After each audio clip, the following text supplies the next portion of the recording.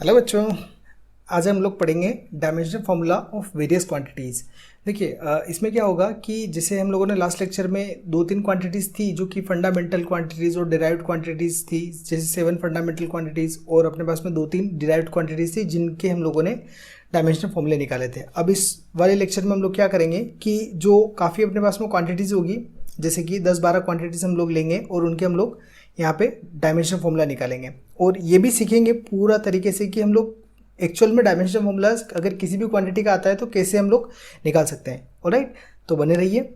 जैसे पहला है अपने पास में ग्रेविटेशनल कांस्टेंट, जिसको यूनिवर्सल ग्रेविटेशनल कांस्टेंट भी बोला जाता है। अगर आपको इसका डायमेंशनल फॉर्मूला निकालना है तो सबसे पहले हमको ये पता होना चाहिए कि ग्रेविटेशनल कांस्टेंट क्या होता है और उसका फॉर्मूला क्या होता है। तो देखिए 9th क्लास में आप लोगों ने ये चीज़ पढ़ी होगी कि F इक्वल टू होता है अपना G m1 m2 upon are square के। हालांकि ये आपको 11th क्लास के 8th चैप्टर में भी पढ़ना है, बट 9th क्लास में ये फॉर्मूला आप लोगों ने ज़रूर पढ़ा होगा। तो यहाँ पे ये जो G होता है, कैपिटल G, इसका मतलब होता है यूनिवर्सल ग्रेविटेशनल कांस्टेंट। ठीक है, आपको इसका डायमेंशनल फार्मूला पता करना है। तो जिसका भी आपको डायमेंशनल फार्मूला पता करना है उसको आप क्या करेंगे, अकेला कर देंगे। तो यहाँ पे हम लोग क्या करेंगे, अकेला करने के लिए इसको क्रॉस मल्टीप्लाई कर देंगे। तो इसका मल्टीप्लाई इधर हो जाएगा और इस पूरे का मल्टीप्लाई इस तरफ हम लोग कर देंगे। तो मैं डायरेक्ट इसको मल्टीप्लाई कर रहा हूँ। जी इज इक्वल्स टू क्या हो जाएगा, F R square upon m1 m2 जो है दोनों अपॉन में चले जाएंगे, तो ये हो जाएगा m1 m2। ठीक है, तो ये जी का अपने पास में अकेले जी का फॉर्मूला आ गया। अब देखिए यहाँ पे जो जी का फॉर्मूला है वो एफ के टर्म में, आर के टर्म में, m1 और m2 के टर्म्स में है। एफ का मतलब होता है यहाँ पे फोर्स, तो आपको यहाँ पे फोर्स के डायमेंशनल फॉर्मूला पता होना चाहिए, अदरवाइज आपको क्या करना पड़ेगा, इसको सॉल्व करना पड़ेगा और वो बहुत ज़्यादा लंबा हो जाएगा। तो हम क्या करेंगे, ये जो छोटी छोटी क्वांटिटीज़ होती है इनके डायमेंशनल फॉर्मूला हम ऑलरेडी याद रखेंगे, तो हमारे लिए सॉल्व करना ज़्यादा ईजी रहेगा। तो देखिए जैसे कि जो फोर्स होता है, फोर्स का अपने पास में जो MLT फॉर्म होता है या फिर जो डायमेंशनल फॉर्मूला होता है वो होता है MLT⁻²। ये अपने पास में फोर्स का डायमेंशनल फॉर्मूला होता है। ठीक है, उसके बाद में अगर अपन आर की बात करें तो आर का मतलब होता है डिस्टेंस। ठीक है, तो डिस्टेंस का डायमेंशनल फॉर्मूला क्या होता है, ये अपने को पता है कि एल होता है, और यहाँ पर आर की पावर 2 है तो हम क्या करेंगे, एल की पावर 2 भी यहाँ पे लगा सकते हैं। उसके बाद में अपॉन में आ जाएगा। एम का मतलब होता है मास और m2 का मतलब भी क्या होता है, मास, तो यहाँ पे m और दूसरे वाले में भी m। राइट, अब देखिए अब आपको क्या करना है, इसको सॉल्व करना है। तो अगर हम इसको सॉल्व करें तो देखिए यहाँ पर l की पावर है 1 और यहाँ पर है l की पावर 2, तो जब बेस सेम होते हैं तो पावर प्लस हो जाएगी, और यहाँ पे क्या होगा, l की पावर 1 और l की पावर 2 दोनों मिला के क्या हो जाएगा, l की पावर 3। राइट, क्योंकि दोनों मल्टीप्लिकेशन में। अब उसके बाद में अगर अपन बात करें, ये m है और नीचे भी देखिए एक बार m है, यहाँ पे m की पावर 1 है, नीचे भी m की पावर 1 है, तो हम क्या कर सकते हैं, जनरली इसको इससे कैंसिल आउट कर सकते हैं। वैसे अगर आप चाहें तो इसको जब ऊपर लेके जाएंगे तो पावर माइनस हो जाएगी, तो वो भी चीज़ हो सकती है, लेकिन इतना लंबा ना करते हम लोग क्या कर सकते हैं, डायरेक्ट m से m को यहाँ पे हटा सकते हैं। अब यहाँ पे बचा सिर्फ एक बार m, मतलब m की पावर यहाँ पे कितनी है, 1। तो जब ये m ऊपर जाएगा तो इसकी जो पावर है वो क्या हो जाएगी, m की पावर -1। ठीक है, l यहाँ पे l की पावर 1 था और यहाँ पे l की पावर 2 था, तो यहाँ क्या हो जाएगा, l की पावर 3 और t की पावर -2 एज इट इज़ रहेगा, क्योंकि और भी कोई t नहीं है इसको सिंप्लीफाई करने के लिए। तो g का जो फाइनली फॉर्मूला आया, m की पावर -1, l की पावर 3, t की पावर -2, ये अपने पास में हो गया dimensional formula of gravitational constant के लिए। ठीक है, अब जैसे इसके बाद में अगर अपन आगे बात करें तो सेकंड मान लीजिए यंग्स मॉड्यूलस का निकालते हैं।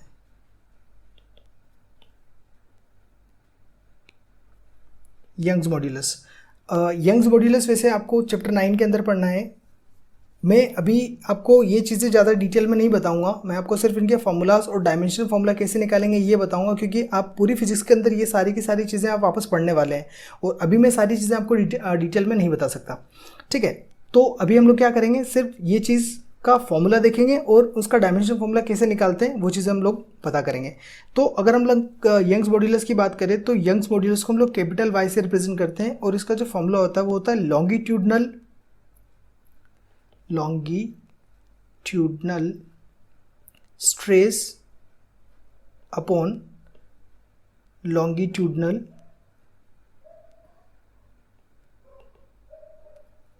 Strain, longitudinal stress upon longitudinal strain, ठीक है, जिसको हम फर्दर लिख सकते हैं। देखिए स्ट्रेस का मतलब यहाँ पे होता है फोर्स अपॉन एरिया, कुल मिलाकर आपको लिखना है फोर्स अपॉन एरिया, ठीक है। और चाहे वो लॉन्गिट्यूडनल हो चाहे कोई भी हो, स्ट्रेस अगर है तो फोर्स अपॉन एरिया आपको पुट करना है। और यहाँ पर स्ट्रेन है तो स्ट्रेन का जो फॉर्मूला होता है वो होता है आपका डेल एल अपॉन एल, यानी कि change in length upon original length, ये इसका फॉर्मूला होता है। जब आप इसको फर्दर सॉल्व करोगे तो एफ अपॉन ए इंटू ये हो जाएगा आपका एल अपॉन डेल एल, क्योंकि जब अपॉन के भी अपॉन में होता है तो वो टर्म ऊपर जाकर क्या हो जाता है, रेसिप्रोकल हो जाता है। तो यहाँ पे हम लोग क्या करेंगे, एल अपॉन डेल एल कर देंगे। अब देखिए ये वापस अपने पास में एक सिंप्लीफाई फॉर्म में आ चुका है। अब यहाँ पे एफ आ गया, तो एफ का मतलब क्या होता है, फोर्स होता है। तो फोर्स का हमको एम एल टी फॉर्म पता होता है। फोर्स का एम एल टी फॉर्म क्या है, एम एल टी की पावर -2 इंटू एल, एल का मतलब क्या होता है, लेंथ। तो लेंथ का जो है वो क्या है, एल होता है, ठीक है, अपॉन में ए का मतलब होता है एरिया। तो देखिए एरिया का जो डायमेंशनल फॉर्मूला होता है वो आप अगर चाहें तो पाई आर स्क्वायर, क्योंकि एरिया का फॉर्मूला क्या होता है, पाई आर स्क्वायर। पाई का मतलब होता है कांस्टेंट, कांस्टेंट का कोई डायमेंशन नहीं होता, सिर्फ आर की बात करते हैं। तो आर क्या है, लेंथ है, तो लेंथ का क्या हो जाएगा, एल, और यहाँ पे स्क्वायर है तो यहाँ पे भी स्क्वायर लगा देंगे, मतलब एल की पावर 2, यानी कि जो एरिया होगा, एरिया का डायमेंशन फॉर्मूला क्या हो जाएगा, एल की पावर 2। यहाँ पे लिख देंगे हम एल की पावर 2।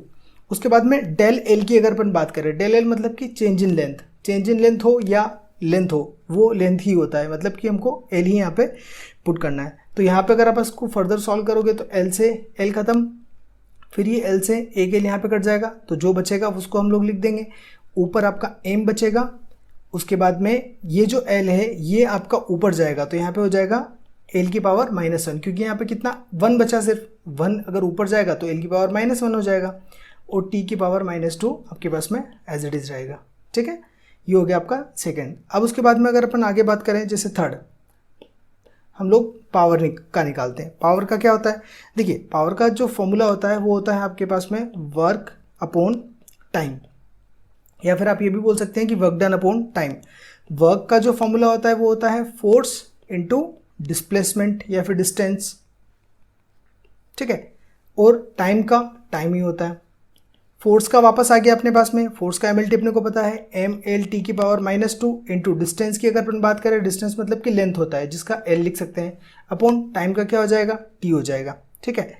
तो यहाँ पर वापस से हम इसको अगर आप आगे सॉल्व करोगे तो यहाँ पे देखिए एल की पावर 1 एल की पावर 1 दोनों में लगे क्या हो जाएगा, एल की पावर 2, ये हो गया एम एल की पावर 2।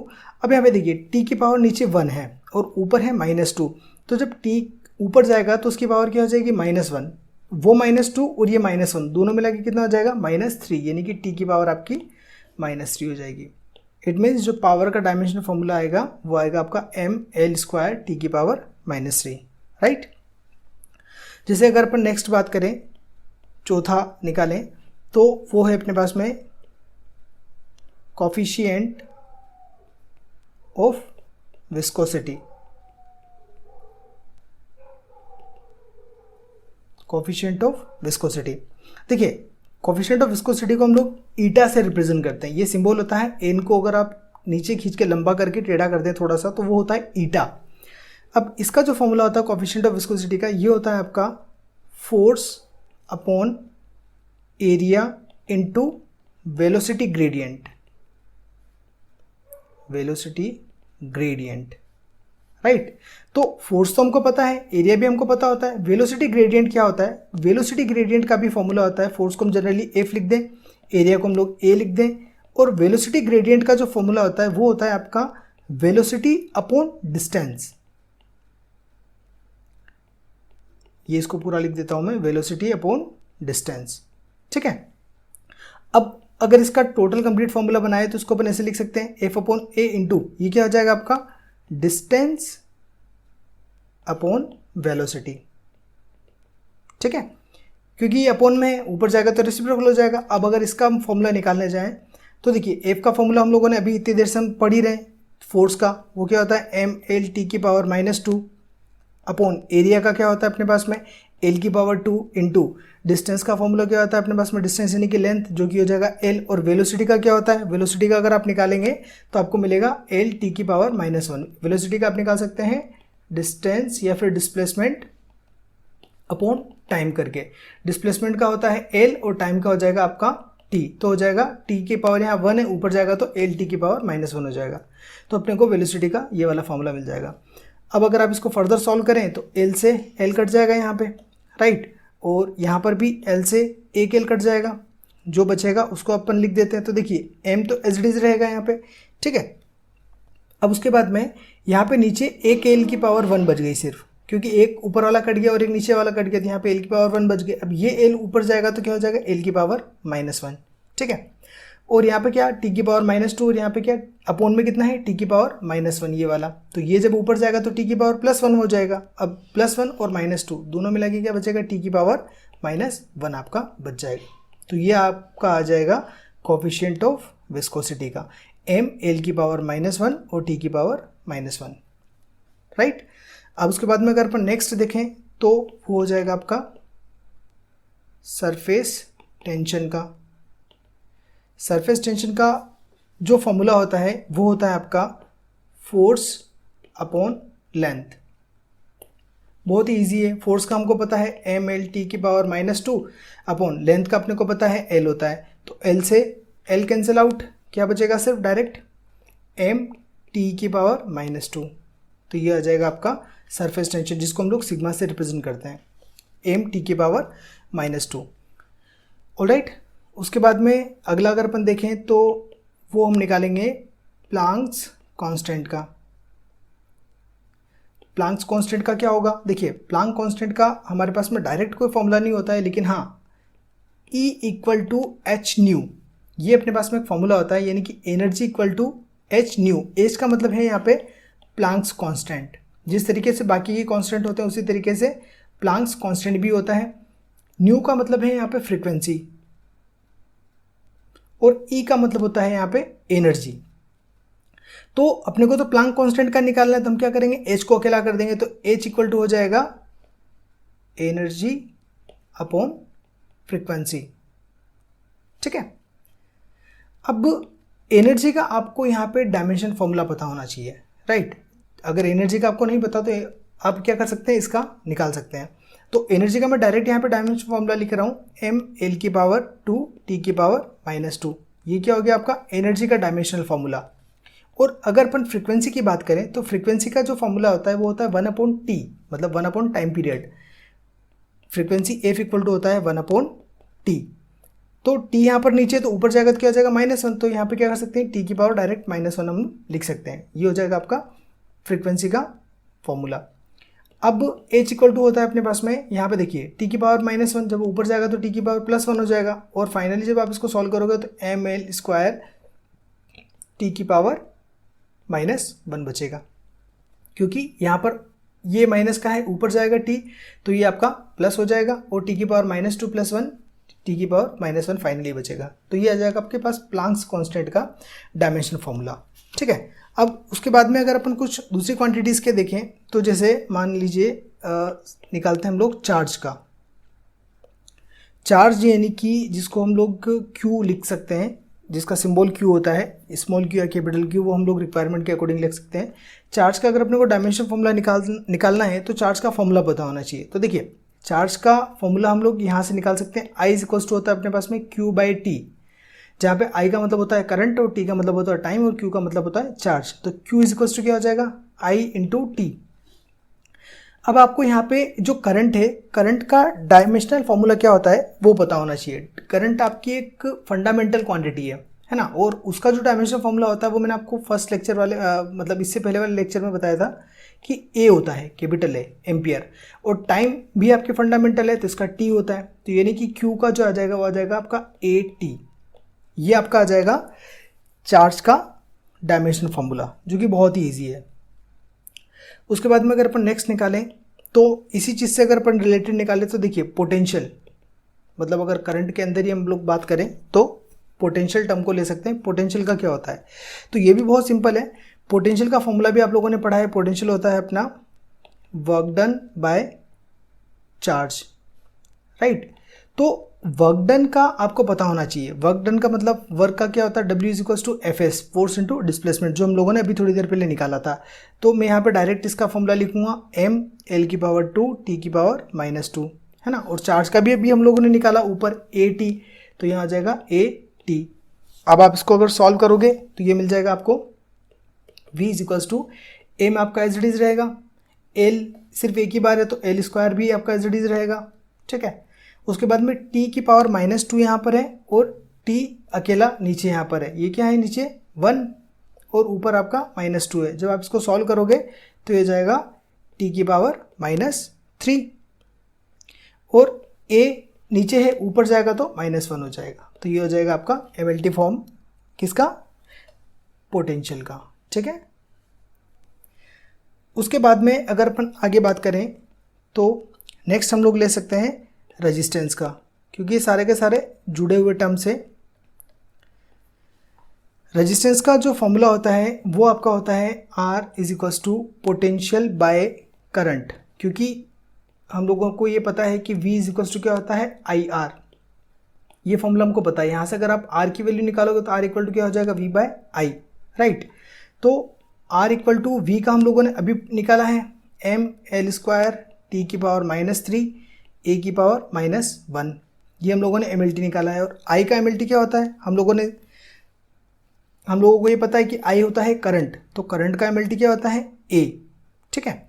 तो देखिए A की पावर यहाँ पे +1 है ना, तो R इक्वल टू क्या हो जाएगा, अब देखिए ml square as it is, t की पावर -3 एज इट इज, a की पावर 1 अपॉन में है, ये ऊपर जाएगा तो a की पावर -1 हो जाएगा, और ऑलरेडी ऊपर a की पावर -1 है तो दोनों मिला के a की पावर -2 हो जाएगा। तो ये अपने पास में आ जाएगा रेजिस्टेंस का फॉर्मूला, जो कि है ml स्क्वायर a की पावर -2 इधर है अपने पास में और t की पावर -3, या फिर आप इसको ऑर्डर चेंज करके भी इधर उधर भी लिख सकते हैं, उससे कोई फ़र्क नहीं पड़ता, ठीक है। तो ये हो गया अपना रेजिस्टेंस का। नेक्स्ट अगर हम लोग देखें तो आता है कैपेसिटेंस का। तो देखिए कैपेसिटेंस का मतलब क्या होता है, कैपेसिटेंस का जो फॉर्मूला होता है वो होता है C is equals to charge by potential, C is equals to Q by V, ये इसका एक्चुअल फॉर्मूला होता है। C का मतलब होता है कैपेसिटेंस, कैपिटल C। अब यहाँ पे अगर हम लोग इसको निकालें तो चार्ज का फॉर्मूला हम लोग ऑलरेडी निकाल चुके हैं, जो कि होता है AT अपॉन पोटेंशियल का फॉर्मूला अपने को पता है, पोटेंशियल का फॉर्मूला अभी हम लोगों ने निकाला था, वो होता है m l की पावर 2 t की पावर -3 और a की पावर -1। अगर आप इसको सॉल्व करेंगे तो ये हो जाएगा आपका a की पावर 1 t की पावर 1 और नीचे है m की पावर 1। अगर आप इसको सीक्वेंस से जमा के लिखेंगे तो m की पावर -1 ऊपर हो जाएगा। उसके बाद में अगर l की बात करें तो l आपके पास में सिर्फ यही है, तो l ऊपर जाएगा तो l की पावर -2 हो जाएगा।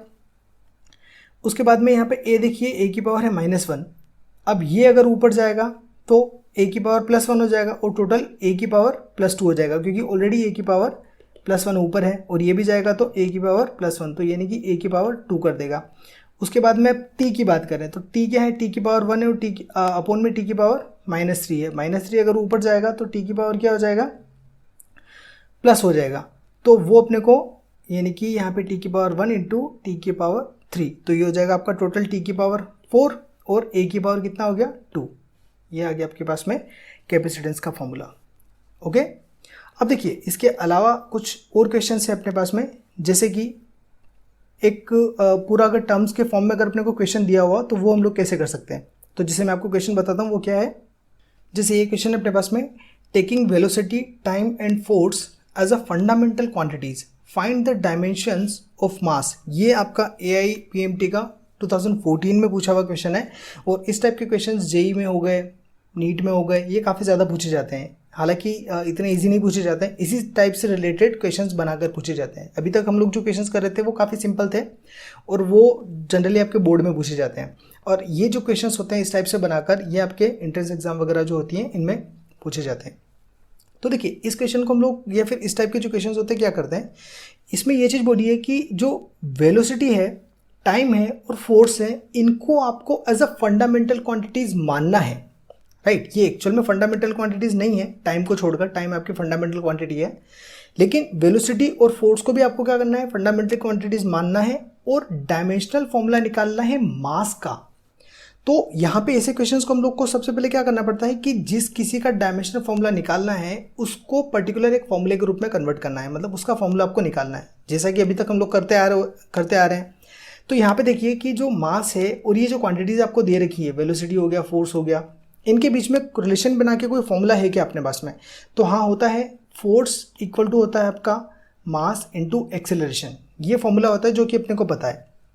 यहाँ पे हमको मास का डायमेंशनल फॉर्मूला निकालना है। तो सबसे पहले तो हम लोग क्या करेंगे, यहाँ पे मास को अकेला कर देंगे। मास इक्वल टू क्या हो जाएगा आपका, फोर्स अपॉन एक्सेलरेशन। ठीक है, अब देखिए फोर्स तो एज इट इज रहेगा, क्योंकि फोर्स को इसने बोला है कि फोर्स को आपको डायमेंशन फंडामेंटल क्वांटिटी मानना है, तो हम लोग फोर्स को फंडामेंटल क्वांटिटी मान लेंगे यहाँ पे, और फोर्स को एज इट इज रहने देंगे। इसका कोई फॉर्मूला हम लोग नहीं लिखेंगे। उसके बाद में ए की बात करते हैं। तो ए अपने पास में यहाँ पे क्वेश्चन में नहीं दिया हुआ है, अपने को क्वेश्चन में दे रखा है वेलोसिटी और टाइम दे रखा है। तो हम लोग क्या करेंगे, ए का फॉर्मूला लिखेंगे। ए का मतलब होता है एक्सेलरेशन, तो एक्सेलरेशन का फॉर्मूला अपने पास में क्या होता है, वेलोसिटी अपॉन टाइम होता है। ठीक है, तो यहाँ पे अपने को क्या करना है कि एफ ऊपर एज इट इज रहेगा, जो v बाई टी है, v बाई टी अगर मल्टीप्लीकेशन में ले आए अपन तो ये हो जाएगा आपका t बाय v।